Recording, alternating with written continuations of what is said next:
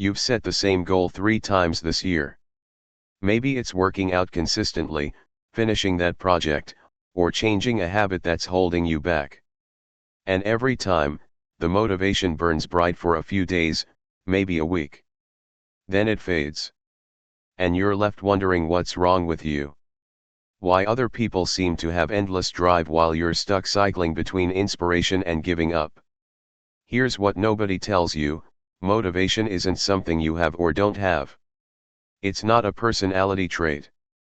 It's a psychological system with specific mechanics.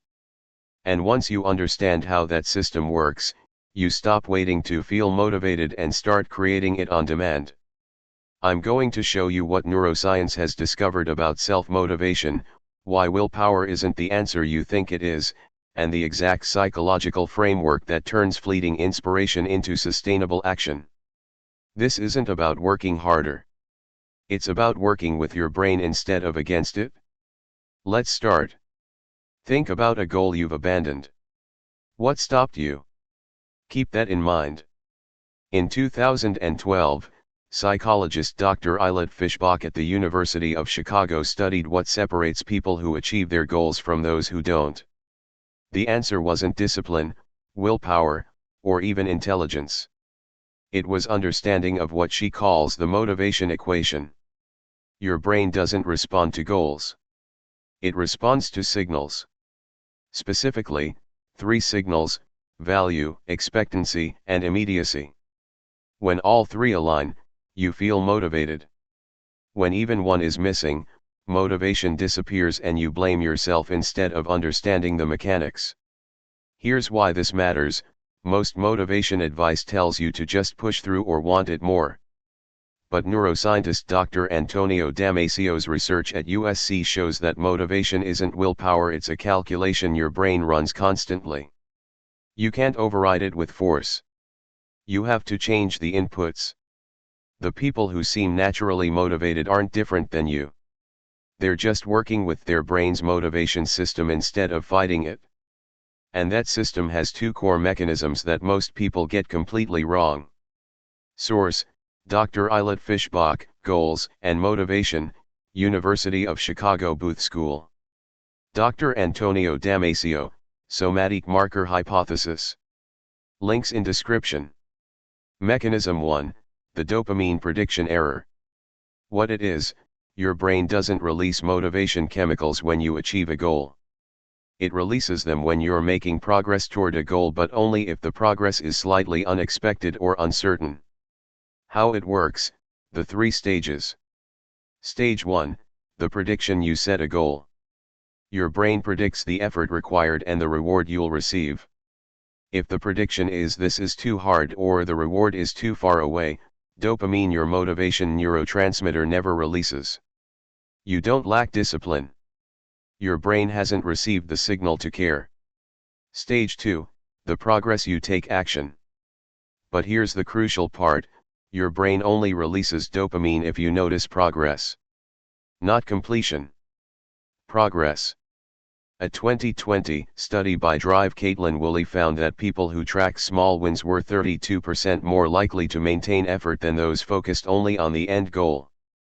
Stage 3, the prediction update: when you see progress, your brain updates its prediction: this is working better than expected. That surprise, that prediction error, triggers dopamine. Suddenly, you feel motivated to continue. Not because you got more disciplined. Because you gave your brain evidence that effort leads to progress. Why most people miss this: you set a massive goal: lose 50 pounds, write a novel, build a business. Your brain calculates the distance and the uncertainty. No dopamine signal. No motivation. You think you're lazy. Actually, you just gave your brain an impossible calculation. Real-world examples, multiple contexts. In fitness, the person who commits to get in shape quits after 2 weeks. The person who commits to do 10 push-ups daily and track it sees their number increase from 10 to 12 to 15. Their brain registers progress. Dopamine flows. They stay consistent. In learning, the person who tries to become fluent in a language feels overwhelmed. The person who learns 5 new words daily and tests themselves sees measurable progress. Same goal, different brain signal.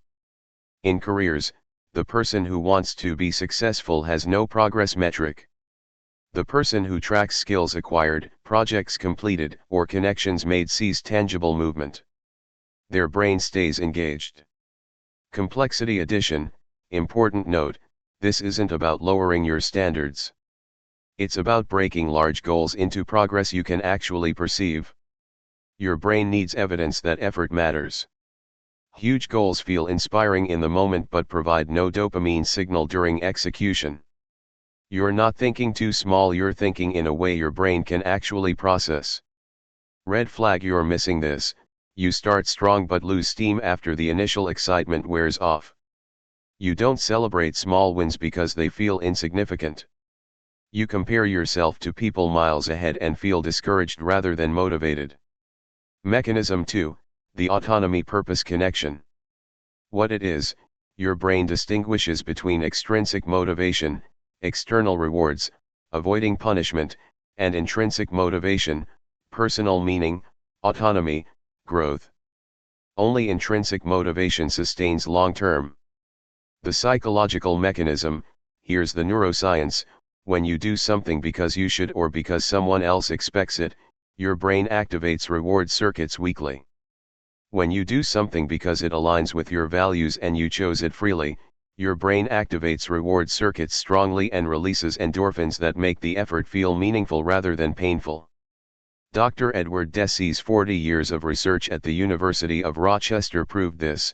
People with autonomous motivation doing things because they genuinely want to, not because they should, show 50% higher persistence, better well-being, and greater achievement than those driven by external pressure.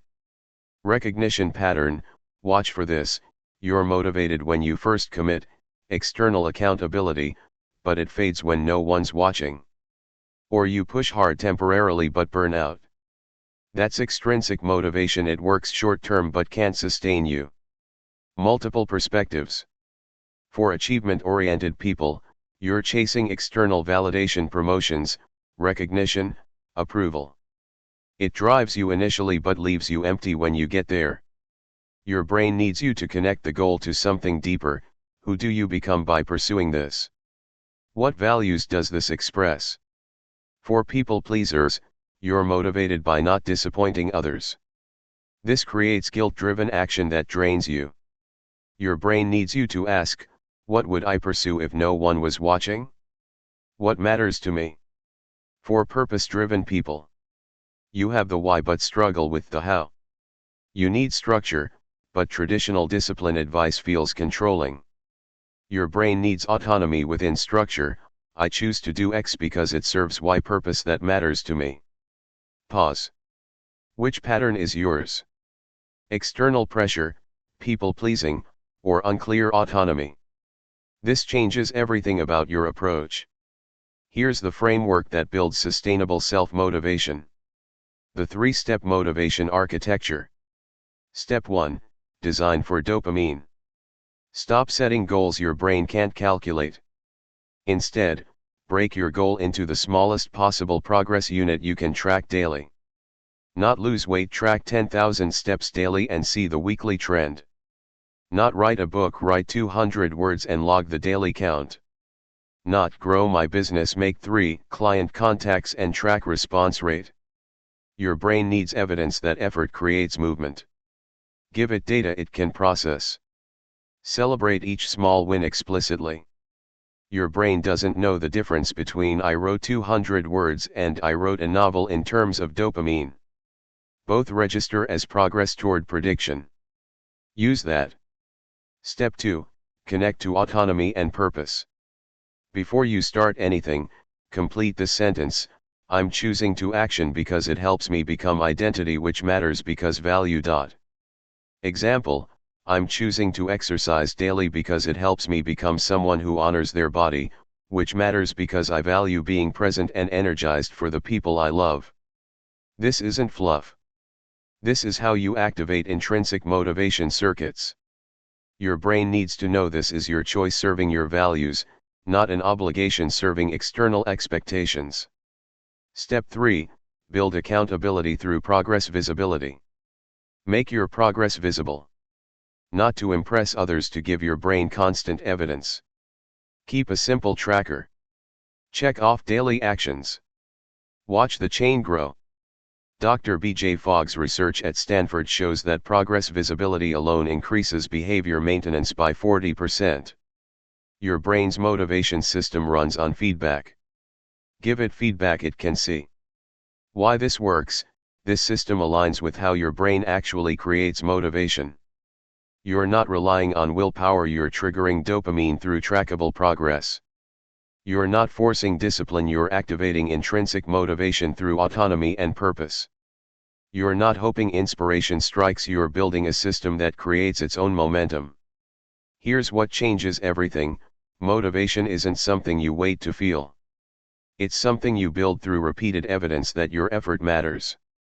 The people who seem naturally motivated have simply created systems that provide their brains with the signals motivation requires: visible progress, autonomous choice, and meaningful purpose. You're not lazy. You're not undisciplined. You're not lacking some magical drive gene. You're human, with a human brain that needs specific inputs to generate motivation output. If you've been waiting to feel ready or get motivated, you've been waiting for something that only comes after action, not before it. Motivation follows progress, not the other way around. Remember that abandoned goal you thought about at the beginning? Now you can see why you stopped. Maybe the goal was too distant for your brain to track progress. Maybe you were doing it for external reasons that couldn't sustain you. Maybe you had no visibility into whether your effort was working. None of that means you failed. It means you were working with incomplete information about how motivation actually works. The question now isn't how do I get motivated? The question is, what system will I build that generates motivation as a natural byproduct of visible progress towards something I genuinely choose? If this framework shifted how you understand motivation, share it. Comment which mechanism you've been missing: dopamine prediction error or autonomy purpose connection. And remember, you don't need to be more motivated. You need to work with your brain instead of against it. You need to stop chasing feelings and start building systems. You need to honor that you're a human being whose motivation circuits require specific signals to activate. Build those signals. Track your progress. Connect to your purpose. Choose your path. That's not inspiration. That's psychology. That's your system. That's your sustainable motivation.